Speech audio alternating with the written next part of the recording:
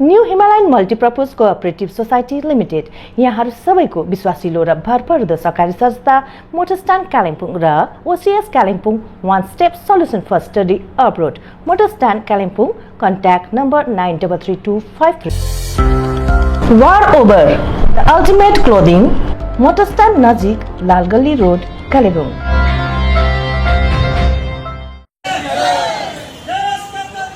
गत 22 अप्रेलको दिन जम्मू काश्मीरको पहलगाममा भएको नृशंस हत्या थियो, एक हिसाबले नरसंहार थियो आतंकवादीद्वारा। त्यसको प्रतिवादमा आज कालेबुङ बागधरा स्थित इमोसन क्लबको आयोजनामा एउटा र्याली, प्रतिवाद र्याली भनौँ है, एउटा धिक्कार र्याली, विज्ञापन विरोध र्याली निकालेको छ।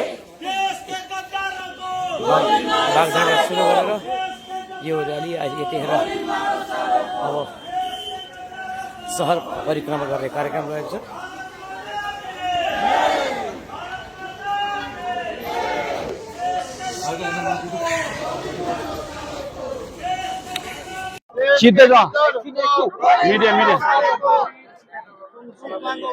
देश के गद्दारों को गोली मारो सालों को, देश के गद्दारों को गोली मारो सालों को। पाकिस्तान मुर्दाबाद मुर्दाबाद मुर्दाबाद, पाकिस्तान हाय हाय हाय हाय, पाकिस्तान हाय हाय हाय हाय, बांग्लादेश सपोर्टर हाय हाय हाय हाय, देश के गद्दारों को गोली मारो सालों को। अलि छैन बजाउने। र आज हामीले इमोसन क्लबद्वारा अस्ति पहलगाममा भएको जुन चाहिँ यो टुरिस्टहरूमाथि घिनलाग्दो लाजै मर्दो नमर्दो जुन चाहिँ घटना आतंकवादीहरूले गर्यो, त्यसको विरोधमा हामी एज अ भारतीय उहाँ शहीद हुनेहरू सबैलाई श्रद्धा हामीले उहाँलाई जनाउनुको निम्ति यो आज एउटा क्यान्डल जुलुस निकालेका छौँ र जो जति पनि आइदिनु भयो उहाँलाई धेरै धेरै धन्यवाद भन्दै यो छोटो वक्तव्य यही छ। धन्यवाद। र सम्पूर्ण कालिम्पोङवासीलाई हाम्रो इमोसन क्लबको पक्षबाट जय हिन्द, भारत माता की जय। र आज हामी इमोसन क्लबले यो किन गर्न बाध्य भयौँ भन्दाखेरि जहिले पनि हामीले इमोसन क्लबले आजभन्दा 5 वर्ष 6 वर्ष अगाडिदेखि नै हामीले एउटा भारतको स्वतन्त्र सेनानी भारत मातालाई उच्च राखेर हामीले एउटा नाटक गर्ने गर्छौँ। र आज जुन चाहिँ पुलगाममा जुन प्रकारको 26-27 जना एउटा सैलानीहरूलाई निहत्याहरूलाई जुन प्रकारले एउटा बन्दुकले मार्यो, यो एउटा मानवताको हत्या हो है। साथै आतंकवादीले जुन प्रकारले चुनचुनके मार्यो, त्यसमा हामी इमोसन क्लब कालिम्पोङ सम्पूर्ण कालिम्पोङ मात्र नभएर भारतको पक्षबाट हामी यो घोर विरोध गर्दछौँ।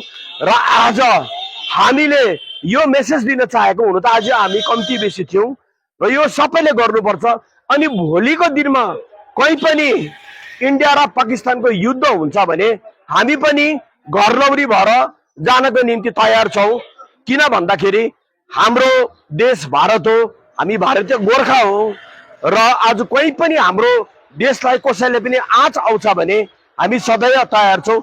यो हाम्रो सानो एउटा मिसकल मात्र हो।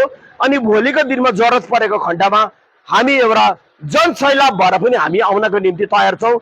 र जतिजनाले पनि हेर्नु भएको छ, तपाईँहरू पनि कन्सियस हुनुहोस्, तपाईँले पनि अर्गनाइज गर्नुहोस्, इमोसन क्लबलाई बोलाउनुहोस्, हामी सदैव आउने छौँ। यो जुन चाहिँ हाम्रो आतंकवादीहरूले गरेको छ यो घोर भर्त्सना गर्दछौँ। अनि हामी यही भन्छौँ, जवानहरूलाई पनि हामी एकदम जिन्दाबाद भन्छौँ, मर्नेहरूलाई अमर शहीद भन्छौँ हामी। अनि भारत माताको झन्डा सदैव उच्च रहोस् भन्ने हाम्रो इमोसन क्लबको पक्षबाट हामी यो सन्देश दिन चाहन्छौँ। वन्दे मातरम, जय भारत।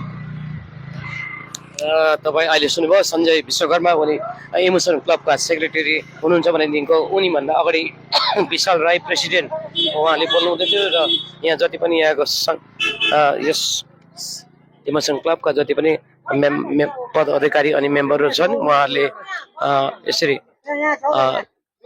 पुलवामामा भएको पहलगाममा भएको जुन नरसंहार थियो उनीहरूलाई श्रद्धाञ्जली अर्पण गरिरहेका छन् भनेदेखिको साथसाथमा पाकिस्तान विरुद्ध अनि विशेष गरी जो आतङ्कवादीहरू थिए है, जसले कारण हरकत गरेर निहत्था पर्यटकहरू जो भारतका विभिन्न राज्यहरूबाट इभन नेपालबाट पनि गएका थिए, ती उनीहरूको एउटा ज्यान लिने काम गर्यो है। त्यसको घोर विरोध गर्दै आज इमोसन क्लब कालेबुङको धेरै पुरानो क्लबले यो क्यान्डल र्याली साथसाथमा क्यान्डल र्यालीको आयोजना गरेको छ। साथसाथमा सम्पूर्ण देशभक्त नागरिकहरूलाई यसरी नै विरोधमा अगाडि आउने आह्वान पनि गरेका छन्।